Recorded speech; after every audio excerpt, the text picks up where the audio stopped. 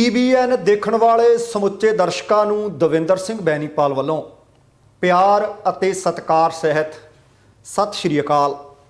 The Benipal show which तुहाडा सबना दा निघा स्वागत। आओ दोस्तों रल मिल के कुछ अहम खबरां अहम घटनावां दे उत्ते विचार चर्चा करिए। अफगानिस्तान विच तालिबान ने कीता सरकार दा गठन। वैनकूवर विच दो पंजाबी नौजवानों की हादसे विच मौत तो बाद जीप चलाउण वाला पंजाबी नौजवान गिरफ्तार। करनाल विच किसानां वल्लों प्रशासन नाल गलबात बेसिट्टा रहण बाद किसानां ने सकत्तरेत सामने लाए पक्के डेरे। इंटरनैट बैन मामले विच भारत दी झंडी। बहु करोड़ी जंडियाला गुरु कणक घटाले दीआं खुल्लीआं होर परतां ते कुछ होर अहम जानकारियां अज दे इस प्रोग्राम दौरान तुहाडे हवाले कीतीआं जाणगीआं। दोस्तों इस तो पहलां कि इन्हां सारीआं खबरां इन्हां घटनावां दे उत्ते विचार चर्चा करां, तुहानूं सबनां नूं बेनती है कि जेकर हाले तक तुसीं अपने इस चैनल नूं सबसक्राइब नहीं कीता तां कृपा करके सबसक्राइब करके नोटिफिकेशन वाली घंटी जरूर ऑन कर लेनी। तुहाडे दिलों धन्नवादी होवांगे। आओ हुण इकल्ली इकल्ली खबर घटना दे उत्ते विस्तार दे नाल गलबात करिए। सब तो पहलां अफगानिस्तान वाले पासों शुरुआत करते हैं। तुहानूं याद होना है कि बीती 15 अगस्त नूं काबल ते कब्जा कर लिया सी तालिबान ने। तकरीबन 20 दिन बीत चुके हैं। इन्हां 3 हफ्तियां दे दौरान तालिबान ने अपनी अंतरिम सरकार के गठन का ऐलान कर दिता है। ਇਹਦੇ ਤੋਂ ਪਹਿਲਾਂ बीते शुक्रवार ਨੂੰ भी खबरां सन, फिर शनिचरवार ਨੂੰ सन कि अज अपनी सरकार का ਉਹ गठन कर लैणगे, पर नहीं सी हो सकिया। खबरां सन कि ਵੱਖੋ-ਵੱਖ ग्रुपां ਨੂੰ सरकार ਵਿੱਚ शामिल ਕਰਨ ਅਤੇ ਇੱਕ ਦੂਸਰੇ ਨੂੰ ਮਨਾਉਣ ਦੀਆਂ ਗੱਲਾਂ ਬਾਤਾਂ ਚੱਲ ਰਹੀਆਂ ਸੀ। ਇਸੇ ਦਰਮਿਆਨ ਇੱਕ ਵੱਡਾ ਬਦਲਾਅ ਸਾਹਮਣੇ ਆਇਆ। ਪਹਿਲਾਂ ਖਬਰਾਂ ਇਹ ਸਨ ਕਿ ਮੁੱਲਾ ਬਰਾਦਰ ਤਾਲਿਬਾਨ ਦੀ ਸਰਕਾਰ ਦਾ ਚਿਹਰਾ ਹੋਣਗੇ, ਭਾਵਮੁਖੀ ਹੋਣਗੇ, ਪਰ ਹੁਣ ਮੁੱਲਾ ਮੁਹੰਮਦ ਹਸਨ ਅਖੁੰਦ ਨੂੰ अफगानिस्तान सरकार की ਜਾਂ अफगानिस्तान की आख सकते कि कमान दे दी गई है। मिली जानकारी के अनुसार उन्होंने प्रधानमंत्री ऐलानिया गया। 33 मंत्रियों की कैबिनेट होनी है जिस विच किसी भी महिला को शामिल नहीं किया गया। मुल्ला बरादर नूं उत्थों का डिप्टी PM उसकी जिम्मेवारी दी गई है। उत्थे ही हंकानी नैटवर्क के सिराज हंकानी नूं भी अंदरूनी विभाग दे दिता गया। मुल्ला याकूब नूं रक्षा मंत्री बनाया गया। खैरुल्ला खैरखवा नूं सूचना मंत्री का अहुदा दिता गया है। अब्दुल हकीम नूं न्याय मंत्रालय की जिम्मेवारी दी गई है। शेर अब्बास स्टाकिनज़ई नूं डिप्टी विदेश मंत्री बनाया गया। उत्थे ही जबीउल्ला मुजाहिद नूं सूचना मंत्रालय दे विच डिप्टी मंत्री की कमान दी गई है। तालिबान ने सरकार विच दरअसल उन्हां तालिबानी नेतावां नूं तरजीह दी है जिन्हां ने बीते 2 दहाकिਆਂ दौरान बीते 20 वरियां के दौरान अमरीका के जिहड़े समर्थित सन उन्हां दे खिलाफ अफगानिस्तान दे विच मोर्चा खोल के रखिया। अफगानिस्तानी समूह की मंग सी कि गैर तालिबानियों भी सरकार दे विच शामिल किया जाए, पर यह मंग पूरी होंदी नज़र नहीं आ रही। पर तालिबाना ने यह पहले ही आख दिता सी कि शरीया कानून चलेगा, मुसलमान भाईचारे नूं असीं वेखांगे कि किस तरह के कानून देने ने, पर इत्थे लोकतंत्र नहीं होएगा। आउण वाले दिनां दे विच होर इसकी स्थिति स्पष्ट होएगी कि किहड़े-किहड़े ग्रुप के किहड़े-किहड़े मैंबर नूं अफगानिस्तान ने अपनी सरकार दे विच तालिबानी सरकार दे विच पा लिया है। हुण वेखदे हां कि कौमंतरी भाईचारा सरकार दे इस ऐलान तो बाद किहो जी प्रतिक्रिया दिंदा है। पर खबरां ये भी ने कि जदों बीती 31 अगस्त नूं अमरीकी फौजां अफगानिस्तान छड्ड के आईयां ने, करोड़ां दा जिहड़ा उन्हां दा साजो समान सी उसनूं तबाह करके आईयां ने ताकि बाद दे विच तालिबान उसनूं वरत ना सकण। अगली खबर है जिहड़ी वो साडे इत्थों वैनकूवर दे नाल संबंधित है ते पंजाबी नौजवानों दे नाल संबंधित है। वैनकूवर पुलिस ने वीरवार दे सवेर वक्त एक वापरिया सड़क हादसा सी। उस हादसे की जांच हाले भी चल रही है, पर जानकारी मिली है कि उस हादसे दे विच जिहड़ा नौजवान जीप चला रहा सी उहदा नाम है दिलप्रीत सिंह संधू। उसनूं घटना का जिम्मेवार समझदे गिरफ्तार कर लिया। दिलप्रीत सिंह संधू के उत्ते अपराधक लापरवाही दोष लगा दिए गए हैं। उसकी कथित लापरवाही कारण दस्या जा रहा है कि वह घटना वापरी जिस दे विच 2 नौजवानों की जान चली गई सी। उन्हां विच सरी दे रहण वाले 2 पंजाबी नौजवान सन। पुलिस के एक बुलारे कैवन ने दस्सिया कि हादसे के वक्त उहदा शराब का सेवन किया होया सी, गड्डी रफ्तार जिन्नी निर्धार सी उहदे तों वध किते तेज चला रहा सी ਜਿਸ ਨੂੰ ਉਸ ਹਾਦਸੇ ਦਾ ਕਾਰਨ ਸਮਝਿਆ ਜਾ ਰਿਹਾ ਹੈ। ਦੱਸਿਆ ਗਿਆ ਸੀ ਕਿ ਸਰੀ ਦੇ ਰਹਿਣ ਵਾਲੇ 20 ਵਰ੍ਹਿਆਂ ਦੇ ਸਿਧਾਂਤ ਗਰਗ ਦਾ 1 ਸਤੰਬਰ ਨੂੰ ਜਨਮ ਦਿਨ ਸੀ। ਜਨਮ ਦਿਨ ਮਨਾਉਣ ਵਾਸਤੇ ਇਹਨਾਂ ਵਿੱਚ ਸਰੀ ਦੇ ਹੀ ਰਹਿਣ ਵਾਲਾ 20 ਸਾਲਾ ਕੁਲਬੀਰ ਸਿੰਘ ਬਰਾੜ, ਸਿਧਾਂਤ ਗਰਗ ਅਤੇ ਦਿਲਪ੍ਰੀਤ ਸਿੰਘ ਵੈਨਕੂਵਰ ਦੇ ਸਾਈਪ੍ਰੈਸ ਮਾਊਂਟੇਨ ਚਲੇ ਗਏ। 2 ਸਤੰਬਰ ਦੀ ਸਵੇਰ ਦੇ ਵਕਤ ਲਗਭਗ 4 ਵਜੇ ਹੋਏ ਸੀ। ਜਦੋਂ ਇਹ ਵਾਪਸ ਸਰੀ ਨੂੰ ਪਰਤ ਰਹੇ ਸੀ ਤਾਂ ਰਸਤੇ ਵਿੱਚ ਉਹਨਾਂ ਦੀ ਜੀਪ ਬੇਕਾਬੂ ਹੋਈ। ਹਾਦਸਾ ਵਾਪਰ ਗਿਆ, ਜਿਸ ਕਾਰਨ 2 ਨੌਜਵਾਨਾਂ ਦੀ ਮੌਤ ਹੋ ਗਈ ਸੀ। ਫਰੀਦਕੋਟ ਨਾਲ ਸੰਬੰਧਿਤ ਸਨ ਕੁਲਬੀਰ ਬਰਾੜ, ਸਿਧਾਂਤ ਗਰਗ, ਉਹਨਾਂ ਦੀ ਮੌਕੇ ਤੇ ਮੌਤ ਹੋ ਗਈ ਸੀ, ਜਦੋਂ ਕਿ ਜੀਪ ਚਲਾ ਰਹੇ ਦਿਲਪ੍ਰੀਤ ਸਿੰਘ ਸੰਧੂ ਉਸ ਹਾਦਸੇ ਦੇ ਵਿੱਚ ਵਾਲ-ਵਾਲ ਬਚ ਗਏ ਸਨ। ਉਹਨਾਂ ਨੂੰ ਗ੍ਰਿਫਤਾਰ ਕਰ ਲਿਆ ਗਿਆ ਤੇ ਹੁਣ ਜਾਣਕਾਰੀ ਹੈ ਕਿ ਦਿਲਪ੍ਰੀਤ ਸੰਧੂ ਨੂੰ 8 ਸਤੰਬਰ ਨੂੰ ਵੈਨਕੂਵਰ ਦੀ ਅਦਾਲਤ ਦੇ ਵਿੱਚ ਪੇਸ਼ ਕੀਤਾ ਜਾਵੇਗਾ। ਸੋ ਮੈਂ ਪਹਿਲਾਂ ਵੀ ਕਈ ਵਾਰੀ ਜਦੋਂ ਕੋਈ ਦੁਰਘਟਨਾ ਵਾਪਰਦੀ ਹੈ ਹਮੇਸ਼ਾ ਜ਼ਿਕਰ ਕਰਦਾ ਹੁੰਦਾ ਕਿ ਤੇਜ਼ ਰਫ਼ਤਾਰੀ ਤੇ ਮੌਤ ਦੀ ਤਿਆਰੀ। ਦੂਸਰੀ ਗੱਲ, ਸ਼ਰਾਬ ਦਾ ਤੇ ਡਰਾਈਵਿੰਗ ਦਾ ਆਪਸ ਦੇ ਵਿੱਚ ਕੋਈ ਮੇਲ ਨਹੀਂ। ਇਹ ਅਦਾਲਤ ਨੇ ਤੈਅ ਕਰਨਾ ਹੈ ਤੇ ਦੋਸ਼ ਸਿੱਧ ਹੋਏ ਤਾਂ ਉਹਨੂੰ ਸਜ਼ਾ ਮਿਲ ਜਾਏਗੀ। ਪਰ ਇੰਨਾ ਕੁ ਆਪਾਂ ਨੂੰ ਪਤਾ ਕਿ ਸ਼ਰਾਬ ਪੀ ਕੇ ਗੱਡੀ ਚਲਾਉਣ ਦੀ ਜਿੱਦ ਕਦੇ ਆਪਾਂ ਵੀ ਨਾ ਕਰੀਏ। ਬੜੇ ਲੋਕ ਤੁਸੀਂ ਵੇਖੇ ਹੋਣਗੇ ਸ਼ਰਾਬ ਪੀਤੀ ਹੋਣੀ ਹੈ, ਕਹਿਣਗੇ ਲੈ ਮੈਂ ਕਿਤੇ ਪਹਿਲੀ ਵਾਰੀ ਚਲਾਉਣੀ ਹੈ, 50 ਵਾਰੀ ਮੈਂ ਸ਼ਰਾਬ ਪੀ ਕੇ ਇਹਦੇ ਤੋਂ ਵੱਧ ਪੀਤੀ ਹੁੰਦੀ ਆ, ਘਰੇ ਗੱਡੀ ਲੈ ਕੇ ਆਰਾਮ ਨਾਲ ਚਲੇ ਜਾਣਾ। ਸੋ ਕੋਸ਼ਿਸ਼ ਕਰਿਆ ਕਰੋ, ਪਹਿਲੀ ਗੱਲ ਤਾਂ ਪੀਆ ਨਾ ਕਰੋ, ਪੀਣੀਆਂ ਘਰ ਆ ਕੇ ਪੀ ਲਿਆ ਕਰੋ। ਜੇ ਪੀ ਲਈ ਤਾਂ ਗੱਡੀ ਡਰਾਈਵ ਨਾ ਕਰਿਆ ਕਰੋ, ਟੈਕਸੀ ਕਾਲ ਕੀਤੀ ਜਾ ਸਕਦੀ ਹੈ। ਤੁਹਾਡੀ ਜਾਨ ਨਾਲੋਂ ਵੱਧ ਕੁਝ ਵੀ ਕੀਮਤੀ ਨਹੀਂ। ਤੁਹਾਨੂੰ ਤੁਹਾਡੇ ਘਰ ਜਾਂ ਤੁਹਾਡੀ ਮੰਜ਼ਿਲ ਤੇ ਕੋਈ ਉਡੀਕ ਰਿਹਾ ਹੁੰਦਾ ਹੈ। ਆਪਣਾ ਨਹੀਂ, ਆਪਣੇ ਪਿਆਰਿਆਂ ਦਾ ਜ਼ਰੂਰ ਖਿਆਲ ਰੱਖ ਲਿਆ ਕਰੋ। ਉਹਨਾਂ ਦੇ ਖਿਆਲ ਰੱਖਣ ਨਾਲ ਤੁਹਾਡੀ ਜ਼ਿੰਦਗੀ ਵੀ ਬਚ ਸਕਦੀ ਹੈ ਅਤੇ ਹੋਰਨਾਂ ਦੀਆਂ ਜ਼ਿੰਦਗੀਆਂ ਵੀ ਬਚਾਈਆਂ ਜਾ ਸਕਦੀਆਂ ਨੇ। ਹੁਣ ਅਗਲਾ ਜਿਹੜਾ ਮਾਮਲਾ ਹੈ, ਕਰਨਾਲ ਤੋਂ ਜਦੋਂ ਕੱਲ੍ਹ ਖਬਰਾਂ ਮਿਲੀਆਂ ਸੀ ਕਿ ਉੱਥੇ ਇੰਟਰਨੈਟ 'ਤੇ ਪਾਬੰਦੀ ਲਾ ਦਿੱਤੀ ਹੈ, ਤੇ ਫਿਰ ਕੋਸ਼ਿਸ਼ ਕੀਤੀ ਕਿ ਵੇਖੀਏ ਕਿ ਭਾਰਤ ਦੇ ਵਿੱਚ ਕਦੋਂ ਕਿੰਨੇ ਕੁ ਵਾਰ ਇੰਟਰਨੈਟ 'ਤੇ ਪਾਬੰਦੀ ਲੱਗੀ ਹੈ। 7 ਸਤੰਬਰ ਦਾ ਦਿਨ ਸੀ, ਮਹਾ ਪੰਚਾਇਤ ਉੱਥੇ ਸੱਦੀ ਗਈ ਸੀ। ਉਹਦੇ ਕਾਰਨ ਹਰਿਆਣਾ ਸਰਕਾਰ ਦੇ ਵੱਲੋਂ ਹਰਿਆਣੇ ਦੇ 5 ਜ਼ਿਲ੍ਹਿਆਂ ਦੇ ਵਿੱਚ ਇੰਟਰਨੈਟ ਸੇਵਾਵਾਂ ਬੰਦ ਕਰ ਦਿੱਤੀਆਂ ਗਈਆਂ ਸੀ, ਠੱਪ ਕਰ ਦਿੱਤੀਆਂ ਗਈਆਂ ਸੀ। ਇੰਟਰਨੈਟ 'ਤੇ ਇਹ ਪਾਬੰਦੀ 6 ਸਤੰਬਰ ਦੀ ਦੁਪਹਿਰ ਲਗਭਗ 12:30 ਵਜੇ ਤੋਂ 7 ਸਤੰਬਰ ਰਾਤ ਦੇ 12 ਵਜੇ ਤੱਕ ਸੀ। ਜਿਨ੍ਹਾਂ ਜ਼ਿਲ੍ਹਿਆਂ ਦੇ ਵਿੱਚ ਇੰਟਰਨੈਟ 'ਤੇ ਪਾਬੰਦੀ ਲਗਾਈ ਗਈ ਸੀ ਉਹਨਾਂ ਵਿੱਚ ਜੀਂਦ ਸੀ, ਪਾਣੀਪਤ ਸੀ, ਕੈਥਲ ਸੀ, ਕੁਰੂਕਸ਼ੇਤਰ ਸੀ। ਹੁਣ ਖਬਰਾਂ ਨੇ ਕਿ ਕਰਨਾਲ ਦੇ ਵਿੱਚ ਇਹ ਇੰਟਰਨੈਟ 'ਤੇ ਲੱਗੀ ਪਾਬੰਦੀ 24 ਘੰਟਿਆਂ ਦੇ ਵਾਸਤੇ ਹੋਰ ਵਧਾ ਦਿੱਤੀ, ਭਾਵ 8 ਸਤੰਬਰ ਦੀ ਰਾਤ 11:59 ਤੱਕ ਇੰਟਰਨੈਟ ਸਮੇਤ ਤੇ ਜਿਹੜੇ ਮੈਸੇਜ ਕੀਤੇ ਜਾਂਦੇ ਨੇ ਇੱਕ ਦੂਸਰੇ ਨੂੰ ਫੋਨ ਦੇ ਰਾਹੀਂ, ਉਹਨਾਂ ਦੇ ਉੱਤੇ ਵੀ ਪਾਬੰਦੀ ਜਾਰੀ ਰਹੇਗੀ। ਹੁਣ ਇੰਟਰਨੈਟ ਸੇਵਾਵਾਂ ਬੰਦ, 24 ਘੰਟਿਆਂ ਲਈ ਰੋਕ ਉਹਦੇ ਤੇ ਵਧਾਈ ਗਈ। ਉਹਦਾ ਕਾਰਨ ਪ੍ਰਸ਼ਾਸਨ ਇਹ ਦੱਸ ਰਿਹਾ ਕਿ ਉਹ ਚਾਹੁੰਦੇ ਨਹੀਂ ਸੀ ਕਿ ਇਹ ਸੂਚਨਾਵਾਂ ਇੱਕ ਦੂਸਰੇ ਤੱਕ ਪੁੱਜ ਸਕਦੀਆਂ। ਇਹਦੀਆਂ ਦਿੱਕਤਾਂ ਸਾਨੂੰ ਵੀ ਆਈਆਂ ਨੇ। ਅਸੀਂ ਆਪਣੀ ਟੀਮ ਵੀ ਭੇਜੀ ਸੀ ਕਿ ਉੱਥੇ ਲਾਈਵ ਕੀ ਕੁਝ ਹੋ ਰਿਹਾ ਤੁਹਾਨੂੰ ਦਿਖਾ ਦਿੱਤਾ ਜਾਵੇ, ਪਰ ਇੰਟਰਨੈਟ 'ਤੇ ਪਾਬੰਦੀ ਹੋਣ ਦੇ ਕਾਰਨ ਅਸੀਂ ਉਹ ਤੁਹਾਡੇ ਨਾਲ ਸਾਂਝਾ ਨਹੀਂ ਸੀ ਕਰ ਸਕੇ। ਪਰ ਹੁਣ ਇੰਟਰਨੈਟ ਬੈਨ ਦੇ ਮਾਮਲੇ ਦੇ ਵਿੱਚ ਦੁਨੀਆ ਭਰ ਦੇ ਵਿੱਚੋਂ ਜੇਕਰ ਆਖੀਏ ਤਾਂ ਭਾਰਤ ਕਾਫੀ ਅੱਗੇ ਹੈ। ਜੇਕਰ ਪੁਰਾਣੇ ਆਪਾਂ ਕਿਸੇ ਸਾਲ ਦੀ ਗੱਲ ਨਾ ਵੀ ਕਰੀਏ, 2021 ਤੇ ਹੀ ਧਿਆਨ ਕੇਂਦਰਿਤ ਕਰੀਏ ਤਾਂ ਜਾਣਕਾਰੀ ਦੇ ਅਨੁਸਾਰ ਹੁਣ ਤੱਕ ਕਰੀਬ 32 ਵਾਰ ਇੰਟਰਨੈਟ 'ਤੇ ਪਾਬੰਦੀ ਲਗਾਈ ਜਾ ਚੁੱਕੀ ਹੈ। ਇੰਟਰਨੈਟ ਸ਼ਟਡਾਊਨਸ ਦੀ ਰਿਪੋਰਟ ਦੇ ਮੁਤਾਬਕ ਭਾਰਤ ਵਿੱਚ ਹੁਣ ਤੱਕ ਲਗਭਗ 529 ਵਾਰ ਨੈੱਟ 'ਤੇ ਪਾਬੰਦੀ ਲੱਗ ਚੁੱਕੀ ਹੈ। ਸਾਲ 2018 ਜਿਸ ਸਾਲ ਦੇ ਵਿੱਚ ਸਭ ਤੋਂ ਜ਼ਿਆਦਾ ਵਾਰ 134 ਵਾਰ ਇੰਟਰਨੈਟ ਬੈਨ ਕੀਤਾ ਗਿਆ। ਭਾਰਤ ਵਿੱਚ ਕਰੀਬ 13,000 ਘੰਟਿਆਂ ਦੀ ਪਾਬੰਦੀ ਲੱਗ ਚੁੱਕੀ ਹੈ। ਕਿਹੜੇ ਸਾਲ ਦੇ ਵਿੱਚ ਕਿੰਨੀ ਇੰਟਰਨੈਟ 'ਤੇ ਪਾਬੰਦੀ ਲੱਗੀ, ਆਓ ਸਰਸਰੀ ਜਿਹਾ ਇੱਕ ਧਿਆਨ ਮਾਰ ਲਈਏ। 2021 ਭਾਵ ਇਸੇ ਸਾਲ ਦੇ ਵਿੱਚ ਹਾਲੇ ਕਈ ਮਹੀਨੇ ਰਹਿੰਦੇ ਆ, ਹੁਣ ਤੱਕ 32 ਵਾਰ ਪਾਬੰਦੀਆਂ ਲੱਗ ਚੁੱਕੀਆਂ ਨੇ।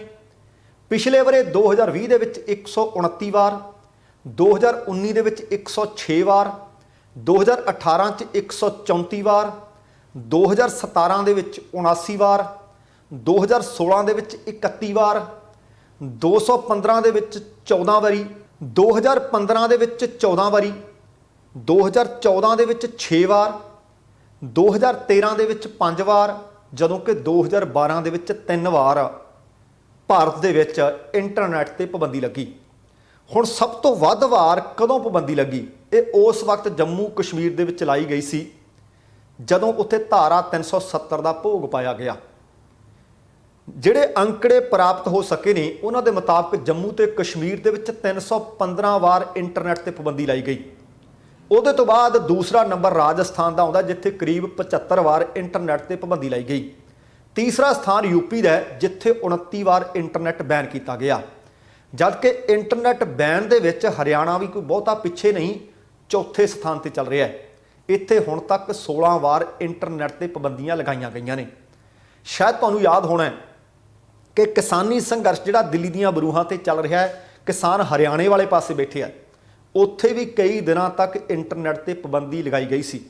ਇਹ ਤਾਂ ਮੈਂ ਤੁਹਾਨੂੰ ਦੱਸਿਆ ਕਿ ਕਿਹੜੇ ਸਾਲ ਦੇ ਵਿੱਚ ਕਿੰਨੀ ਵਾਰ ਇੰਟਰਨੈਟ ਬੈਨ ਕੀਤਾ ਗਿਆ।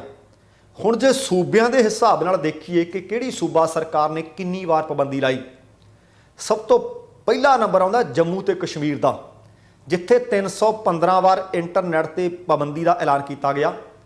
ਰਾਜਸਥਾਨ ਦੇ ਵਿੱਚ 75 ਵਾਰ, ਯੂਪੀ ਦੇ ਵਿੱਚ 29 ਵਾਰ, ਹਰਿਆਣਾ ਦੇ ਵਿੱਚ 16 ਵਾਰ, ਪੱਛਮੀ ਬੰਗਾਲ ਦੇ ਵਿੱਚ 12 ਵਾਰ, ਬਿਹਾਰ ਅਤੇ ਗੁਜਰਾਤ ਦੇ ਵਿੱਚ ਤੇ ਨਾਲ ਮਹਾਰਾਸ਼ਟਰ ਦੇ ਵਿੱਚ 11 ਤੇ 11 ਵਾਰ, ਮੱਧ ਪ੍ਰਦੇਸ਼ ਦੇ ਵਿੱਚ, ਮੇਘਾਲਿਆ ਦੇ ਵਿੱਚ 7 ਵਾਰ ਇੰਟਰਨੈਟ ਸੇਵਾਵਾਂ ਬੈਨ ਕੀਤੀਆਂ ਗਈਆਂ।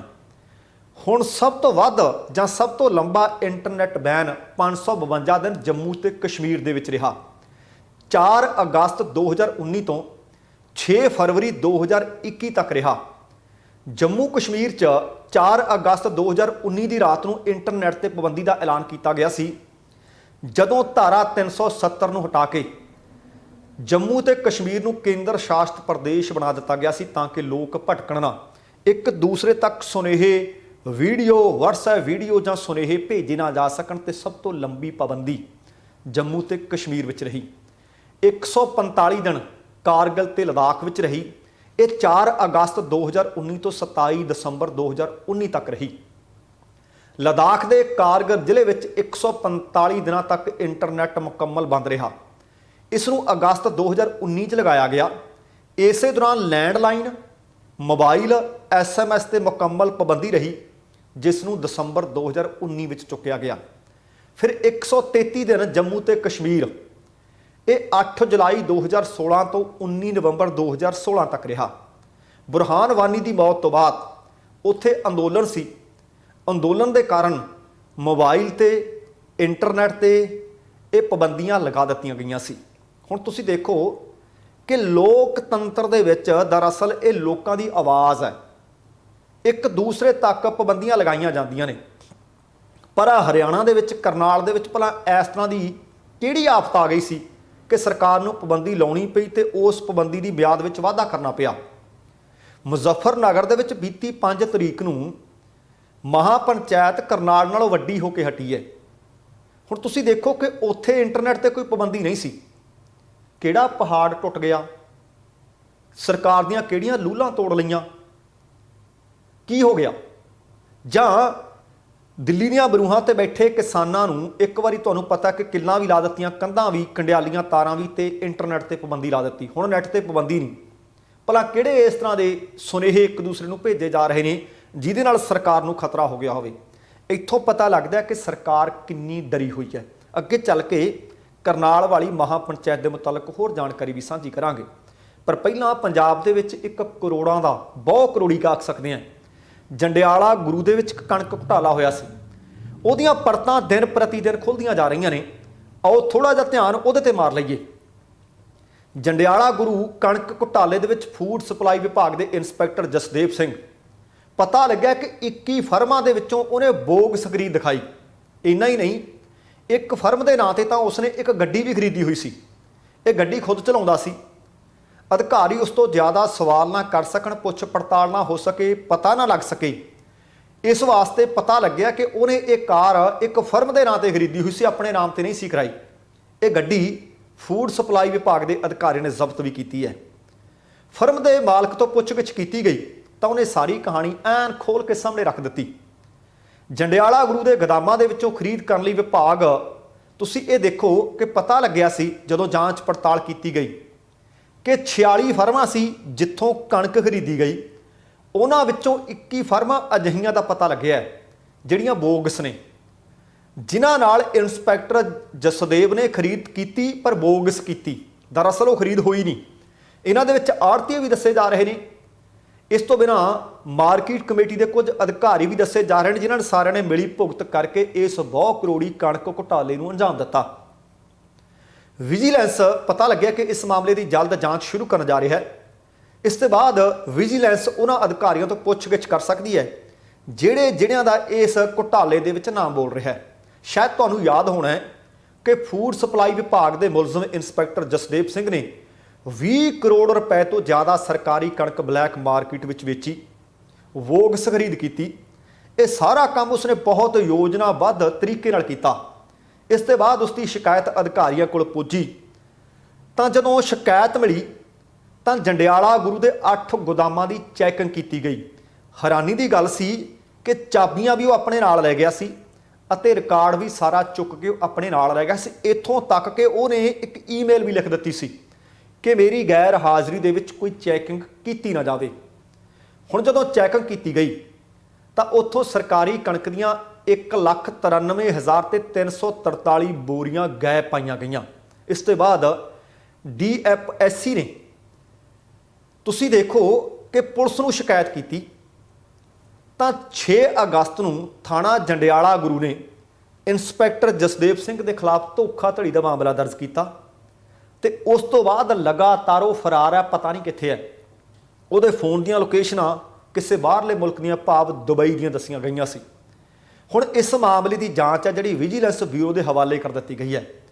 ਇਸ ਕਣਕ ਘੁਟਾਲੇ ਦੇ ਵਿੱਚ 87,160 ਕੁਇੰਟਲ ਤੋਂ ਜ਼ਿਆਦਾ ਸਰਕਾਰੀ ਕਣਕ ਗਾਇਬ ਦੱਸੀ ਜਾ ਰਹੀ ਹੈ।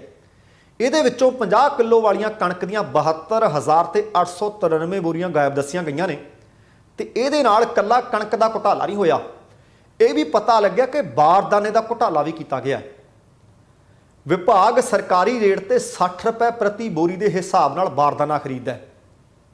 ਜਿਹੜੀ ਹੁਣ ਤੱਕ ਦੀ ਜਾਂਚ ਪੜਤਾਲ ਕੀਤੀ ਗਈ ਆ ਉਹਦੇ ਹਿਸਾਬ ਨਾਲ 44 ਲੱਖ ਰੁਪਏ ਦੇ ਕਰੀਬ ਉਸ ਇੰਸਪੈਕਟਰ ਨੇ ਬਾਰਦਾਨੇ ਦਾ ਘੁਟਾਲਾ ਵੀ ਹੋਰਨਾਂ ਨਾਲ ਮਿਲ ਕੇ ਕੀਤਾ ਹੈ।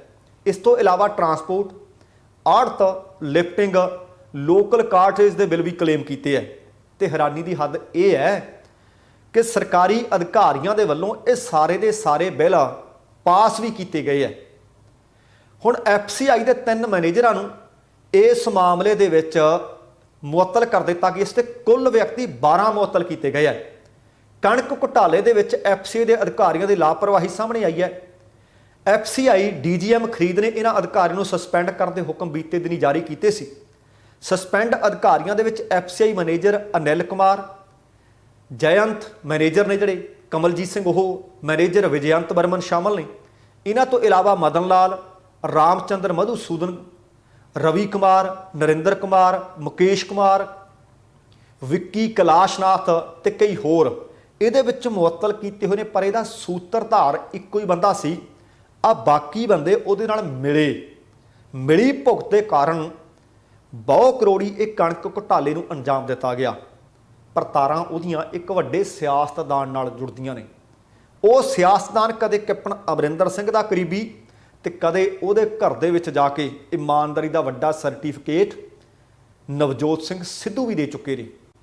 ਕਈ ਵਾਰੀ ਉਹ ਕਹਿੰਦਾ ਮੇਰਾ ਭਾਣਜਾ ਹੈ, ਕਈ ਵਾਰੀ ਕਹਿੰਦਾ ਕਿ ਮੇਰਾ ਭਾਣਜਾ ਹੈ ਨਹੀਂ। ਹੁਣ ਆਉਣ ਵਾਲੇ ਦਿਨਾਂ ਦੇ ਵਿੱਚ ਪਰਤਾਂ ਇਸ ਘੁਟਾਲੇ ਦੀਆਂ ਹੋਰ ਖੁੱਲਣਗੀਆਂ ਕਿ ਇਸ ਬਹੁ ਕਰੋੜੀ ਘੁਟਾਲੇ ਦੇ ਵਿੱਚ ਉਸ ਇੰਸਪੈਕਟਰ ਦਾ ਸਾਥੀ ਕੌਣ ਸੀ। ਅਗਲੀ ਹੁਣ ਆਪਾਂ ਗੱਲ ਕਰੀਏ ਕਰਨਾਲ ਦੇ ਵਿੱਚ ਜੋ ਕੁਝ ਬੀਤੇ ਕੁਝ ਘੰਟਿਆਂ ਦੇ ਦੌਰਾਨ ਵਾਪਰਿਆ ਜਾਂ 28 ਅਗਸਤ ਨੂੰ ਵਾਪਰਿਆ ਸੀ। ਦਰਅਸਲ ਇਹ ਮਹਾਪੰਚਾਇਤ ਉਸੇ ਕਾਰਨ ਹੋਈ ਹੈ। ਕਰਨਾਲ ਦੇ ਵਿੱਚ ਮਿੰਨੀ ਸਕੱਤਰੇਤ ਦੇ ਬਾਹਰ ਪੱਕਾ ਧਰਨਾ ਮਾਰ ਲਿਆ ਕਿਸਾਨਾਂ ਨੇ। ਇਸ ਧਰਨੇ ਦੇ ਦੌਰਾਨ ਕਿਸਾਨ ਜਥੇਬੰਦੀਆਂ ਦੇ ਕਈ ਲੀਡਰ ਵੀ ਹਾਜ਼ਰ ਨੇ। ਵੱਡੀ ਗਿਣਤੀ ਵਿੱਚ ਕਿਸਾਨ ਭਾਈਚਾਰਾ ਵੀ ਹਾਜ਼ਰ ਹੈ। ਇਸੇ ਦੌਰਾਨ ਕਿਸਾਨ ਆਗੂ ਰਾਕੇਸ਼ ਟਕੈਤ ਨੇ ਆਖ ਦਿੱਤਾ ਹੈ ਕਿ ਜਦੋਂ ਤੱਕ ਸਰਕਾਰ ਉਹਨਾਂ ਦੀ ਮੰਗ ਨਹੀਂ ਮੰਨੇਗੀ ਉਨੀ ਦੇਰ ਤੱਕ ਮਿੰਨੀ ਸਕੱਤਰੇਤ ਕਰਨਾਲ ਦੇ ਬਾਹਰ ਅਸੀਂ ਪੱਕਾ ਮੋਰਚਾ ਲਾ ਕੇ ਬੈਠੇ ਰਹਾਂਗੇ। ਉਹਨਾਂ ਇਹ ਵੀ ਕਿਹਾ ਕਿ ਅਸੀਂ ਕਿਸਾਨਾਂ ਤੇ ਲਾਠੀ ਚਾਰਜ ਕਰਨ ਵਾਲੇ SDM ਤੇ ਪਰਚਾ ਦਰਜ ਕਰਵਾ ਕੇ ਰਹਾਂਗੇ। ਉਹਨਾਂ ਕਿਹਾ ਕਿ ਅਸੀਂ ਕੱਪੜੇ ਵੀ, ਖਾਣ ਪੀਣ ਦਾ ਸਮਾਨ ਵੀ ਇੱਥੇ ਹੀ ਮੰਗਵਾ ਰਹੇ ਹਾਂ। ਤੇ ਇਹ ਵੀ ਦੱਸ ਦਈਏ ਕਿ ਆਲੇ ਦੁਆਲੇ ਦੀਆਂ ਜਿਹੜੀਆਂ ਸੰਗਤਾਂ ਨੇ ਉਹਨਾਂ ਨੇ ਵੱਡੇ ਪੱਧਰ ਤੇ ਉੱਥੇ ਲੰਗਰਾਂ ਦਾ ਇੰਤਜ਼ਾਮ ਵੀ ਕਰ ਦਿੱਤਾ ਹੈ। ਉੱਥੇ ਹੀ ਉਹਨਾਂ ਨੇ ਆਪਣੇ ਗੱਦੇ ਲਾ ਲਏ ਆ, ਉੱਥੇ ਕਹਿੰਦੇ ਆਰਾਮ ਕਰਾਂਗੇ, ਜਿੰਨੀ ਦੇਰ ਤੱਕ ਨਿਆਂ ਨਹੀਂ ਮਿਲਦਾ ਓਨੀ ਦੇਰ ਤੱਕ ਇਹ ਧਰਨਾ, ਇਹ ਡੇਰਾ ਇੱਥੇ ਜਾਰੀ ਰਹੂਗਾ। ਇਸੇ ਦੌਰਾਨ ਹਰਿਆਣਾ ਦੇ ਕਿਸਾਨ ਆਗੂ ਗੁਰਨਾਮ ਸਿੰਘ ਚੜੂਨੀ ਨੇ ਵੀ ਆਖਿਆ ਕਿ ਜਦੋਂ ਤੱਕ ਹਰਿਆਣਾ ਸਰਕਾਰ ਸਾਡੀਆਂ ਮੰਗਾਂ ਨਹੀਂ ਮੰਨ ਲੈਂਦੀ ਉਦੋਂ ਤੱਕ ਸਾਡਾ ਦਿਨ ਰਾਤ ਦਾ ਧਰਨਾ ਹੁਣ ਇੱਥੇ ਪੱਕਾ ਹੋ ਗਿਆ। ਉਹਨਾਂ ਕਿਹਾ ਕਿ ਉਦੋਂ ਤੱਕ ਅਸੀਂ ਇੱਥੇ ਹੀ ਰਹਾਂਗੇ, ਜਾਂਦੇ ਕਿਤੇ ਨਹੀਂ, ਜਦੋਂ ਤੱਕ ਸਰਕਾਰ ਉਹਨਾਂ ਦੀ ਮੰਗ ਮੰਨ ਨਹੀਂ ਲੈਂਦੀ, ਦੋਸ਼ੀ ਅਧਿਕਾਰੀਆਂ ਤੇ ਮੁਕੱਦਮੇ ਦਰਜ ਨਹੀਂ ਕਰ ਲੈਂਦੀ। ਕਰਨਾਲ ਵਿੱਚ ਮ੍ਰਿਤਕ ਕਿਸਾਨ ਦੇ ਪਰਿਵਾਰ ਦੇ ਜਿਹੜੇ ਜੀ ਨੇ ਉਹਨਾਂ ਨੂੰ 25 ਲੱਖ ਰੁਪਏ ਤੇ ਉਹਨਾਂ ਦੇ ਪੁੱਤਰ ਨੂੰ ਨੌਕਰੀ, ਜ਼ਖਮੀਆਂ ਨੂੰ 2-2 ਲੱਖ ਰੁਪਇਆ ਦੇਣ ਦੀ ਮੰਗ ਮੰਨ ਨਹੀਂ ਲੈਂਦੀ। ਤੇ ਇਹ ਧਰਨਾ ਅਣਮਿੱਥੇ ਸਮੇਂ ਦਾ ਉਹਨਾਂ ਨੇ ਇੱਕ ਵਾਰੀ ਫਿਰ ਜ਼ਬਰਦਸਤ ਬੁਲੰਦ ਆਵਾਜ਼ ਦੇ ਵਿੱਚ ਇਹ ਗੱਲ ਆਖੀ। ਉਹ ਕਹਿੰਦੇ ਮੰਗਾਂ ਤਾਂ ਸਰਕਾਰ ਨੂੰ ਮੰਨਣੀਆਂ ਪੈਣਗੀਆਂ। ਕਰਨਾਲ ਦੇ ਡਿਪਟੀ ਕਮਿਸ਼ਨਰ ਨਿਸ਼ਾਂਤ ਕੁਮਾਰ ਯਾਦਵ ਨੇ ਦੱਸਿਆ ਕਿ ਕਰਨਾਲ ਜ਼ਿਲ੍ਹੇ ਵਿੱਚ ਜਿਹੜੇ ਪ੍ਰਦਰਸ਼ਨ ਕਰਨ ਆਏ ਕਿਸਾਨ ਸਨ ਉਹਨਾਂ ਦੀ ਜਾਨ ਮਾਲ ਦਾ ਨੁਕਸਾਨ ਨਾ ਹੋ ਸਕੇ, ਇਸ ਵਾਸਤੇ ਅਸੀਂ ਭਾਲੀ ਪੁਲਿਸ ਫੋਰਸ ਉੱਥੇ ਮੰਗਾਈ ਹੋਈ ਸੀ। ਮੈਂ ਦੱਸ ਦਿਆਂ ਕਿ ਬੈਰੀਕੇਡਿੰਗ ਕੀਤੀ ਹੋਈ ਸੀ, ਵੱਡੇ ਵੱਡੇ ਟਰੱਕਾਂ ਦੇ ਵਿੱਚ ਬਜਰੀ ਰੇਤਾ ਭਰ ਕੇ ਖੜਾਏ ਹੋਏ ਸੀ ਤਾਂ ਕਿ ਕਿਸਾਨ ਉੱਥੇ ਪਹੁੰਚ ਨਾ ਸਕਣ। ਤੇ ਉੱਥੋਂ ਦੇ ਐਸਪੀ ਮਿਸਟਰ ਪੂਨੀਆ ਉਹਨਾਂ ਨੇ ਆਖਿਆ ਸੀ ਕੁਝ ਵੀ ਹੋ ਜੇ ਕਿਸਾਨਾਂ ਨੂੰ ਅਸੀਂ ਬੈਰੀਕੇਡ ਤੋੜਨ ਨਹੀਂ ਦਿਆਂਗੇ, ਸਕੱਤਰੇਤ ਤੱਕ ਪਹੁੰਚਣ ਨਹੀਂ ਦਿਆਂਗੇ। ਪਰ ਕਿਸਾਨਾਂ ਨੇ ਆਖਿਆ ਸੀ ਕੁਝ ਵੀ ਹੋ ਜਾਏ, ਜਾਨ ਹਥੇਲੀ ਤੇ ਰੱਖੀ ਫਿਰਦਿਆਂ ਰਹਾਂਗੇ ਸ਼ਾਂਤ ਹੋਈ, ਪਰ ਕੀਤੇ ਬੋਲ ਭੁਗਾਵਾਂਗੇ। ਆਖਰਕਾਰ ਭਾਵੇਂ ਡੀਸੀ ਸਾਹਿਬ ਨੇ ਕਿਹਾ ਸੀ, ਭਾਵੇਂ ਐਸਪੀ ਸਾਹਿਬ ਨੇ ਕਿਹਾ ਸੀ, ਉਹਨਾਂ ਦੀਆਂ ਗੱਲਾਂ ਤੁਸੀਂ ਵੇਖੋ ਕਿ ਸੱਚੀਆਂ ਸਾਬਤ ਹੋਈਆਂ ਜਾਂ ਫਿਰ ਕਿਸਾਨਾਂ ਦੀਆਂ। ਉਹ ਕਹਿੰਦੇ ਅਸੀਂ ਕਿਸਾਨ ਨੇਤਾਵਾਂ ਨੂੰ ਸਵੇਰ ਵਕਤ ਗੱਲਬਾਤ ਲਈ ਮਿੰਨੀ ਸਕੱਤਰੇਤ ਵਿੱਚ ਸੱਦਿਆ ਵੀ ਸੀ। ਕਮੇਟੀ ਵਿੱਚ 15 ਨੇਤਾਵਾਂ ਨੇ ਹਿੱਸਾ ਵੀ ਲਿਆ। ਉਹ ਬੈਠਕ ਤਕਰੀਬਨ 3 ਘੰਟੇ ਤੱਕ ਚੱਲੀ, ਪਰ ਨਤੀਜਾ ਕੋਈ ਨਹੀਂ ਸੀ ਨਿਕਲ ਸਕਿਆ, ਅਸਫਲ ਰਹੀ ਸੀ। ਉਹਦੇ ਤੋਂ ਬਾਅਦ ਹੀ ਫਿਰ ਕਿਸਾਨ ਨੇਤਾਵਾਂ ਨੇ ਮਹਾਪੰਚਾਇਤੀ ਥਾਂ ਨਵੀਂ ਅਨਾਜ ਮੰਡੀ ਵਿੱਚ ਜਾ ਕੇ ਆਪਣੇ ਫੈਸਲੇ ਦੇ ਅਨੁਸਾਰ ਮਿੰਨੀ ਸਕੱਤਰੇਤ ਦੇ ਘਿਰਾਓ ਲਈ ਆਪਣਾ ਐਲਾਨ ਕਰ ਦਿੱਤਾ ਸੀ। ਜਿਹੜੇ ਕਿਸਾਨ ਉੱਥੇ ਪਹੁੰਚੇ ਸੀ, ਉਸ ਫੈਸਲੇ ਤੋਂ ਬਾਅਦ ਜ਼ਿਲ੍ਹਾ ਪ੍ਰਸ਼ਾਸਨ ਦੇ ਅਧਿਕਾਰੀ ਨਮਸਤੇ ਚੌਂਕ ਵਿੱਚ ਉਹਨਾਂ ਦੀਆਂ ਗ੍ਰਿਫਤਾਰੀਆਂ ਕਰਨ ਵਾਸਤੇ ਪਹੁੰਚ ਗਏ ਸੀ। ਜ਼ਿਲ੍ਹਾ ਪ੍ਰਸ਼ਾਸਨ ਦੀ ਅਪੀਲ ਤੇ ਸਾਰੇ ਜਿੰਨੇ ਵੀ ਇਸ ਅੰਦੋਲਨ ਦੇ ਵੱਡੇ ਲੀਡਰ ਸਨ ਉਹਨਾਂ ਦੀ ਗ੍ਰਿਫਤਾਰੀ ਹੋ ਗਈ ਸੀ। ਪਰ ਨੌਜਵਾਨ ਜਦੋਂ ਪਤਾ ਲੱਗਿਆ ਕਿ ਸਾਡੇ ਲੀਡਰਾਂ ਨੂੰ ਗ੍ਰਿਫਤਾਰ ਕਰ ਲਿਆ, ਬੱਸਾਂ ਦੇ ਅੱਗੇ ਪੈ ਗਏ ਸੀ ਕਿ ਤੁਸੀਂ ਲਿਜਾ ਕੇ ਦਿਖਾਓ। ਆਖਰਕਾਰ ਬੱਸਾਂ ਦੇ ਵਿੱਚੋਂ ਉਹਨਾਂ ਨੂੰ ਉਤਾਰਨਾ ਸ਼ੁਰੂ ਕਰ ਦਿੱਤਾ ਅਤੇ ਕਿਸਾਨਾਂ ਨੇ ਫਿਰ ਮਿੰਨੀ ਸਕੱਤਰੇਤ ਵੱਲ ਝਾਲੇ ਪਾਏ। ਸਕੱਤਰੇਤ ਤੱਕ ਜਾਣ ਲਈ ਪੁਲਿਸ ਨੂੰ ਕਈਆਂ ਥਾਵਾਂ ਦੇ ਉੱਤੇ ਬੈਰੀਕੇਡਿੰਗ ਭਾਵੇਂ ਕੀਤੀ ਹੋਈ ਸੀ, ਪਰ ਰੋਕ ਨਾ ਸਕੇ, ਨਾਕੇ ਪਾਸੇ ਕਰ ਦਿੱਤੇ ਗਏ। ਸਾਰੇ ਬੈਰੀਕੇਡਾਂ ਦੇ ਉੱਤੇ ਭਾਰੀ ਪੁਲਿਸ ਫੋਰਸ ਤੈਨਾਤ ਸੀ। ਲੱਗਦਾ ਸੀ ਕਿ ਜਿਵੇਂ ਕਰਨਾਲ ਕੋਈ ਪੁਲਿਸ ਛਾਉਣੀ ਹੋਵੇ। ਸਾਰੇ ਬੈਰੀਕੇਡ ਤੋੜ ਕੇ ਆਖਰਕਾਰ ਕਿਸਾਨ ਮਿੰਨੀ ਸਕੱਤਰੇਤ ਤੱਕ ਪਹੁੰਚੇ। ਇਹ ਵੀ ਪਤਾ ਲੱਗਿਆ ਕਿ ਮਿੰਨੀ ਸਕੱਤਰੇਤ ਦੇ ਨੇੜੇ ਕੁਝ ਪਾਣੀ ਦੀਆਂ ਬੁਛਾੜਾਂ ਵੀ ਮਾਰੀਆਂ ਗਈਆਂ, ਪਰ ਫਿਰ ਵੀ ਹੌਸਲੇ ਬੁਲੰਦ ਰਹੇ। ਹੁਣ ਜਿਹੜੇ ਕਿਸਾਨ ਨੇ ਉਹ ਜ਼ਿਲ੍ਹਾ ਸਕੱਤਰੇਤ ਦੇ ਗੇਟ ਦੇ ਸਾਹਮਣੇ ਧਰਨਾ ਮਾਰ ਕੇ ਬੈਠੇ ਨੇ। Deputy commissioner Nishant Kumar Yadav, IG Mamta Singh ਅਤੇ ਐਸਪੀ ਗੰਗਾ ਰਾਮ ਪੂਨੀਆ ਅਤੇ ਜਾਣਕਾਰੀ ਮਿਲੀ ਕਿ ਕਈ ਹੋਰ ਸੀਨੀਅਰ ਅਧਿਕਾਰੀ ਦੇਰ ਰਾਤ ਵੀ ਆਏ। ਕਿਸਾਨਾਂ ਦੇ ਨਾਲ ਇੱਕ ਵਾਰ ਫਿਰ ਤੋਂ ਉਹਨਾਂ ਨੇ ਰਾਬਤਾ ਬਣਾਇਆ ਤਾਂ ਕਿ ਇਸ ਮਸਲੇ ਦਾ ਕੋਈ ਹੱਲ ਕੱਢਿਆ ਜਾ ਸਕੇ। ਪਰ ਜਦੋਂ ਤੱਕ ਇਹ ਖਬਰਾਂ ਮਿਲੀਆਂ ਸੀ ਉਦੋਂ ਤੱਕ ਗੱਲ ਕਿਸੇ ਤਣ ਪੱਤਣ ਲੱਗ ਨਹੀਂ ਸੀ ਸਕੀ। ਕਿਸਾਨਾਂ ਦੀਆਂ ਉਹੀ ਮੰਗਾਂ ਕਿ ਜਿਨ੍ਹਾਂ ਨੇ ਬਸਤਾੜਾ ਟੋਲ ਪਲਾਜ਼ਾ ਤੇ ਲਾਠੀ ਚਾਰਜ ਕੀਤਾ ਤੇ ਜਿਹੜੇ ਐਸਡੀਐਮ ਨੇ ਹੁਕਮ ਚਾੜੇ ਉਹਨਾਂ ਦੇ ਪਰਚੇ ਦਰਜ ਕਰੋ, ਬਣਦੀਆਂ ਜਿਹੜੀਆਂ ਸਾਡੀਆਂ ਜਾਇਜ਼ ਮੰਗਾਂ ਨੇ ਉਹ ਮੰਨੀਆਂ ਜਾਣ। ਹਾਲ ਦੀ ਘੜੀ ਗੱਲ ਕਿਸੇ ਤਣ ਪੱਤਣ ਲੱਗ ਨਹੀਂ ਸਕੀ। ਅਗਲੀ ਜਿਹੜੀ ਮਹੱਤਵਪੂਰਨ ਖਬਰ ਹੈ, ਅਸਲ ਦੇ ਵਿੱਚ ਇੰਜ ਹੋਣਾ ਚਾਹੀਦਾ। ਖਬਰ ਛੱਤੀਸਗੜ੍ਹ ਤੋਂ ਮਿਲ ਰਹੀ ਹੈ। ਉੱਥੋਂ ਦੇ ਮੁੱਖ ਮੰਤਰੀ ਭੁਪੇਸ਼ ਬਘੇਲ ਦੇ ਪਿਤਾ ਨੰਦ ਕੁਮਾਰ ਬਘੇਲ ਨੂੰ ਪੁਲਿਸ ਨੇ ਗ੍ਰਿਫਤਾਰ ਕਰ ਲਿਆ। ਗ੍ਰਿਫਤਾਰ ਕਰਕੇ ਰਾਏਪੁਰ ਦੀ ਇੱਕ ਅਦਾਲਤ ਦੇ ਵਿੱਚ ਪੇਸ਼ ਵੀ ਕੀਤਾ। ਅਦਾਲਤ ਨੇ ਉਹਨਾਂ ਨੂੰ 15 ਦਿਨ ਦੀ ਨਿਆਇਕ ਹਿਰਾਸਤ ਵਿੱਚ ਵੀ ਭੇਜਿਆ। ਨੰਦ ਕੁਮਾਰ ਦੇ ਵਕੀਲ ਨੇ ਦੱਸਿਆ ਕਿ ਛੱਤੀਸਗੜ੍ਹ ਦੇ ਮੁੱਖ ਮੰਤਰੀ ਭੁਪੇਸ਼ ਬਘੇਲ ਦੇ ਪਿਤਾ ਨੰਦ ਕੁਮਾਰ ਬਘੇਲ ਨੂੰ ਰਾਏਪੁਰ ਦੀ ਇੱਕ ਅਦਾਲਤ ਨੇ ਕਥਿਤ ਤੌਰ ਤੇ ਬ੍ਰਾਹਮਣ ਭਾਈਚਾਰੇ ਦੇ ਖਿਲਾਫ ਅਪਮਾਨਜਨਕ ਟਿੱਪਣੀ ਕਰਨ ਦੇ ਦੋਸ਼ ਦੇ ਵਿੱਚ 15 ਦਿਨਾਂ ਦੀ ਰਿਆਇਕ ਹਿਰਾਸਤ ਵਿੱਚ ਭੇਜਿਆ। ਉਹਨਾਂ ਨੂੰ 21 ਸਤੰਬਰ ਨੂੰ ਮੁੜ ਅਦਾਲਤ ਦੇ ਵਿੱਚ ਪੇਸ਼ ਕੀਤਾ ਜਾਏਗਾ। ਇਹ ਵੀ ਪਤਾ ਲੱਗਿਆ ਕਿ ਰਾਏਪੁਰ ਪੁਲਿਸ ਨੇ ਨੰਦ ਕੁਮਾਰ ਬਘੇਲ ਨੂੰ ਦਿੱਲੀੋਂ ਗ੍ਰਿਫਤਾਰ ਕੀਤਾ ਹੈ। ਲਖਨਊ ਦੇ ਵਿੱਚ ਅਸਲ ਦੇ ਵਿੱਚ ਨੰਦ ਕੁਮਾਰ ਬਘੇਲ ਨੇ ਬ੍ਰਾਹਮਣ ਭਾਈਚਾਰੇ ਦੇ ਖਿਲਾਫ ਵਿਵਾਦਤ ਟਿੱਪਣੀ ਕਰ ਦਿੱਤੀ ਸੀ। ਉਸ ਤੋਂ ਬਾਅਦ ਉਸ ਭਾਈਚਾਰੇ ਵਿੱਚ ਗੁੱਸੇ ਦੀ ਲਹਿਰ ਸੀ। ਰਾਏਪੁਰ ਪੁਲਿਸ FIR ਦਰਜ ਹੋਣ ਤੋਂ ਬਾਅਦ ਉਹਨਾਂ ਦੀ ਗ੍ਰਿਫਤਾਰੀ ਕਰਨ ਵਾਸਤੇ ਨਿਕਲੀ ਸੀ। ਦਿੱਲੀੋਂ ਗ੍ਰਿਫਤਾਰ ਕਰਕੇ ਉਹਨਾਂ ਨੂੰ ਰਾਏਪੁਰ ਲਿਆਂਦਾ ਗਿਆ। ਭਾਵੇਂ ਇਹ ਸਾਰਾ ਕੁਝ ਮੀਡੀਆ ਤੋਂ ਦੂਰ ਰੱਖਿਆ ਗਿਆ, ਉਹਨਾਂ ਨੂੰ ਵੀ ਮੀਡੀਆ ਤੋਂ ਦੂਰ ਰੱਖਿਆ ਗਿਆ, ਪਰ ਆਖਰਕਾਰ ਇਹ ਵੀ ਖਬਰ ਮਿਲ ਰਹੀ ਹੈ ਕਿ ਜੇ ਇੱਕ ਮੁੱਖ ਮੰਤਰੀ ਦਾ ਪਿਤਾ ਹੋਵੇ ਕਿ ਆਮ ਹਾਲਾਤਾਂ ਦੇ ਵਿੱਚ ਉਹਨੂੰ ਗ੍ਰਿਫਤਾਰ ਕੀਤਾ ਜਾ ਸਕਦਾ ਹੈ, ਉਹ ਵੀ ਭਾਰਤ ਵਰਗੇ ਮੁਲਕ ਦੇ ਵਿੱਚ। ਪਰ ਇਹਦੇ ਪਿੱਛੇ ਦੀ ਜਿਹੜੀ ਖਬਰ ਮਿਲ ਰਹੀ ਹੈ ਕਿ ਜਦੋਂ ਸ਼ਿਕਾਇਤ ਮਿਲੀ ਸੀ, ਸ਼ਿਕਾਇਤ ਮਿਲਣ ਤੋਂ ਬਾਅਦ ਉੱਥੋਂ ਦੇ ਮੁੱਖ ਮੰਤਰੀ ਭੁਪੇਸ਼ ਬਘੇਲ ਨੇ ਆਖਿਆ ਸੀ ਕਿ ਮੇਰੇ ਪਿਤਾ ਦੇ ਉੱਤੇ FIR ਦਰਜ ਕਰੋ। ਉਹਨਾਂ ਕਿਹਾ ਸੀ ਕਿ ਉਹ ਪਿਤਾ ਦੇ ਰੂਪ ਵਿੱਚ ਆਪਣੇ ਪਿਤਾ ਦਾ ਮੁਕੰਮਲ ਤੌਰ ਤੇ ਪੂਰਨ ਰੂਪ ਵਿੱਚ ਸਨਮਾਨ ਕਰਦੇ ਆ, ਪਰ ਮਾਹੌਲ ਭਾਵੇਂ ਮੇਰਾ ਬਾਪ ਵਿਗਾੜ ਰਿਹਾ ਹੋਵੇ, ਭਾਵੇਂ ਕੋਈ ਵਿਅਕਤੀ ਹੋਰ ਹੋਵੇ, ਮਾਹੌਲ ਵਿਗਾੜਨ ਵਾਲੇ ਲੋਕਾਂ ਤੇ ਕਾਨੂੰਨੀ ਕਾਰਵਾਈ ਕਰਨੀ ਬਣਦੀ ਹੈ। ਮੁੱਖ ਮੰਤਰੀ ਬਘੇਲ ਨੇ ਕਿਹਾ ਸੀ ਕਿ ਕਾਨੂੰਨ ਸਾਰਿਆਂ ਦੇ ਵਾਸਤੇ ਬਰਾਬਰ ਹੈ, ਚਾਹੇ ਉਹ ਮੇਰੇ ਪਿਤਾ ਹੋਣ, ਭਾਵੇਂ ਕੋਈ ਹੋਰ ਵੱਡਾ ਜਾਂ ਛੋਟਾ ਅਧਿਕਾਰੀ ਜਾਂ ਆਮ ਲੋਕ ਹੋਣ। ਦੇਖੋ, ਇਸ ਮਸਲੇ ਦੇ ਉੱਤੇ ਜੇਕਰ ਟਿੱਪਣੀ ਕਰੀਏ ਤੇ ਕਾਨੂੰਨ ਤਾਂ ਸਾਰਿਆਂ ਵਾਸਤੇ ਇਸੇ ਤਰ੍ਹਾਂ ਦੇ ਚਾਹੀਦੇ ਹੈ, ਪਰ ਦਰਅਸਲ ਇੰਜ ਹੁੰਦਾ ਨਹੀਂ। ਇਹ ਇੱਕ ਉਦਾਹਰਣ ਹੈ। ਇਹ ਉਦਾਹਰਣ ਨੂੰ ਆਪਾਂ ਇਸ ਤਰੀਕੇ ਨਾਲ ਦੇਖ ਸਕਦੇ ਹਾਂ ਕਿ ਇਹਨਾਂ ਮੁੱਖ ਮੰਤਰੀਆਂ ਨੂੰ, ਇਹਨਾਂ ਮੰਤਰੀਆਂ ਨੂੰ ਪਤਾ ਲੱਗ ਚੁੱਕਿਆ ਕਿ ਸਮਾਜ ਹੁਣ ਜਾਗ ਚੁੱਕਿਆ ਹੈ, ਸਮਾਜ ਹੁਣ ਜਾਗ ਰਿਹਾ ਹੈ। ਇਹਦੇ ਉੱਤੇ ਇਹ ਇੱਕ ਵਿਸ਼ੇਸ਼ ਤੌਰ ਤੇ ਜੇਕਰ ਨਜ਼ਰ ਸੰਖੇਪ ਜੀ ਬੀਤੇ 9.5 ਮਹੀਨਿਆਂ ਤੇ ਮਾਰੀਏ ਤਾਂ ਇਹਦੇ ਪਿੱਛੇ ਕਿਸਾਨ ਅੰਦੋਲਨ ਦਾ ਵੀ ਬਹੁਤ ਵੱਡਾ ਹੱਥ ਹੈ। ਕਿਸਾਨ ਅੰਦੋਲਨ ਨੇ, ਤੁਸੀਂ ਦੇਖੋ ਕਿ ਕੇਂਦਰੀ ਮੰਤਰੀਆਂ ਨੂੰ ਮਜਬੂਰ ਕੀਤਾ ਕਿ 11 ਵਾਰ ਆਏ। ਇਹ ਗੱਲ ਵੱਖਰੀ ਹੈ ਕਿ ਲੜ ਸਿਰਾ ਉਹਨਾਂ ਨੇ ਕੋਈ ਨਹੀਂ ਫੜਾਇਆ, ਸਗੋਂ ਆਪਣੀਆਂ ਮੰਗਾਂ ਕਹਿੰਦੇ ਸੀ ਕਿ ਆਹ ਮੰਨ ਲਓ। ਹੁਣ ਤੁਸੀਂ ਕਦੀ ਵੇਖਿਆ ਸੀ ਕਿ ਅੱਧੀ ਰਾਤ ਨੂੰ ਆਲਾ ਅਧਿਕਾਰੀ ਆ ਕੇ ਕਿਸਾਨਾਂ ਵਿੱਚ ਬੈਠ ਕੇ ਕਹਿਣ ਕਿ ਭਾਈ ਆਓ ਤੁਹਾਡੇ ਨਾਲ ਗੱਲ ਕਰ ਲਈਏ? ਨਹੀਂ ਸੀ ਕਦੀ ਹੋਇਆ। ਪਰ ਇਹ ਗੱਲ ਜ਼ਰੂਰ ਹੈ ਕਿ ਆਉਣ ਵਾਲਾ ਸਮਾਂ ਇਹੋ ਜਿਹਾ ਨਹੀਂ ਰਹਿਣਾ।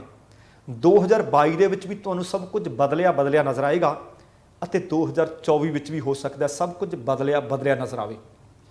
ਤੇ ਇੱਕ ਖਬਰ ਜਾਂਦੇ ਜਾਂਦੇ ਤੁਹਾਡੇ ਨਾਲ ਹੋਰ ਸਾਂਝੀ ਕਰ ਲਈਏ ਕਿ ਲੋਕ ਇਨਸਾਫ ਪਾਰਟੀ ਦੇ ਸਿਮਰਜੀਤ ਸਿੰਘ ਬੈਂਸ, ਉਹ ਆਪਣੇ ਧੜੱਲੇ ਕਰਕੇ ਜਾਣੇ ਜਾਂਦੇ ਹੈ, ਪਰ ਉਹਨਾਂ ਨੇ ਆਖਿਆ ਕਿ ਜੇਕਰ ਸੰਯੁਕਤ ਕਿਸਾਨ ਮੋਰਚਾ ਦੇ ਭਾਵ ਕਿਸਾਨ ਆਗੂ ਪੰਜਾਬ ਦੇ ਵਿੱਚ ਚੋਣ ਲੜਨੀ ਚਾਹੁੰਦੇ ਆ, ਆਪਣੇ ਝੰਡੇ ਹੇਠ ਚੋਣ ਲੜਨੀ ਚਾਹੁੰਦੇ ਆ, ਤਾਂ ਮੈਂ ਆਪਣੀ ਸੀਟ ਵੀ ਛੱਡਣ ਵਾਸਤੇ ਤਿਆਰ ਹਾਂ, ਪਰ ਉਹ ਆ ਕੇ ਲੜਨ।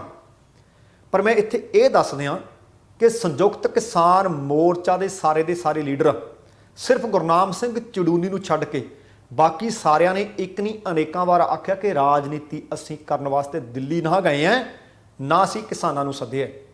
ਉਹ ਕਹਿੰਦੇ ਪਹਿਲਾ ਸਾਡਾ ਮੁੱਖ ਏਜੰਡਾ ਹੈ ਕਿ ਤਿੰਨੋਂ ਹੀ ਖੇਤੀ ਕਾਨੂੰਨ ਰੱਦ ਕਰਵਾਉਣੇ, ਉਹਦੇ ਨਾਲ MSP ਦੀ ਲਿਖਤੀ ਕਾਨੂੰਨੀ ਗਰੰਟੀ ਲੈਣੀ। ਸਿਰਫ ਗੁਰਨਾਮ ਸਿੰਘ ਚੜੂਨੀ ਸਾਹਿਬ ਇੱਕ ਨਹੀਂ ਅਨੇਕਾਂ ਮੌਕਿਆਂ ਤੇ ਆਖ ਚੁੱਕੇ ਆ ਕਿ ਕਿੰਨੀ ਦੇਰ ਡਾਂਗਾਂ ਖਾਈ ਜਾਓਗੇ, ਆਖਰਕਾਰ ਸੱਤਾ ਸਾਨੂੰ ਆਪਣੇ ਹੱਥਾਂ ਵਿੱਚ ਲੈਣੀ ਪਏਗੀ, ਤਾਂ ਕਿ ਜਿਹੋ ਜਿਹੇ ਕਾਨੂੰਨ ਮਜ਼ਦੂਰਾਂ ਨੂੰ, ਕਿਸਾਨਾਂ ਨੂੰ, ਆਮ ਲੋਕਾਂ ਨੂੰ ਚਾਹੀਦੇ ਹੈ, ਉਹੋ ਜਿਹੇ ਕਾਨੂੰਨ ਬਣਾਏ ਜਾ ਸਕਣ, ਉਹੋ ਜਿਹੇ ਕਾਨੂੰਨ ਲਾਗੂ ਕੀਤੇ ਜਾ ਸਕਣ। ਪਰ ਸਿਮਰਜੀਤ ਸਿੰਘ ਬੈਂਸ ਹੋਰਾਂ ਨੇ ਇਹ ਆਖ ਦਿੱਤਾ ਕਿ ਜੇਕਰ ਉਹ ਐਲਾਨ ਕਰਦੇ ਹੈ ਤਾਂ ਉਹ ਉਹਨਾਂ ਦੇ ਨਾਲ, ਉਹਨਾਂ ਦੇ ਬੈਨਰ ਹੇਠ ਚੋਣਾਂ ਲੜਨ ਵਾਸਤੇ ਤਿਆਰ ਨੇ, ਇੱਥੋਂ ਤੱਕ ਕਿ ਆਪਣੀ ਸੀਟ ਜਿੱਥੋਂ ਚੋਣ ਲੜਦੇ ਨੇ ਇਹ ਵੀ ਕਿਸੇ ਕਿਸਾਨ ਆਗੂ ਨੂੰ ਛੱਡਣ ਵਾਸਤੇ ਤਿਆਰ ਨੇ। ਦੋਸਤੋ, ਕੁੱਲ ਮਿਲਾ ਕੇ ਇਹ ਸੀ ਆਪਣਾ ਅੱਜ ਦਾ ਪ੍ਰੋਗਰਾਮ। ਉਮੀਦ ਕਰ ਰਹੇ ਹਾਂ ਕਿ ਤੁਹਾਨੂੰ ਚੰਗਾ ਲੱਗਿਆ ਹੋਵੇਗਾ। ਜੇਕਰ ਸੱਚਮੁੱਚ ਪ੍ਰੋਗਰਾਮ ਚੰਗਾ ਲੱਗਿਆ ਤਾਂ ਕਿਰਪਾ ਕਰਕੇ ਲਾਈਕ ਅਤੇ ਸ਼ੇਅਰ ਵੀ ਕਰ ਦੇਣਾ, ਤੇ ਨਾਲ ਜੇਕਰ ਹਾਲੇ ਤੱਕ ਤੁਸੀਂ ਆਪਣੇ ਇਸ ਚੈਨਲ ਨੂੰ ਸਬਸਕ੍ਰਾਈਬ ਨਹੀਂ ਕੀਤਾ ਤਾਂ ਕਿਰਪਾ ਕਰਕੇ ਸਬਸਕ੍ਰਾਈਬ ਕਰਕੇ ਨੋਟੀਫਿਕੇਸ਼ਨ ਵਾਲੀ ਘੰਟੀ ਵੀ ਜ਼ਰੂਰ ਔਨ ਕਰ ਲੈਣੀ। ਤੁਹਾਡੇ ਦਿਲੋਂ ਧੰਨਵਾਦੀ ਹੋਵਾਂਗੇ। ਜਾਣ ਤੋਂ ਪਹਿਲਾਂ ਕਹਾਂਗਾ, ਜ਼ਿੰਦਗੀ ਜਿੰਦਾਦਲੀ ਦਾ ਨਾਮ ਹੈ। ਦਵਿੰਦਰ ਸਿੰਘ ਬੈਨੀਪਾਲ ਨੂੰ ਆਗਿਆ ਦਿਓ।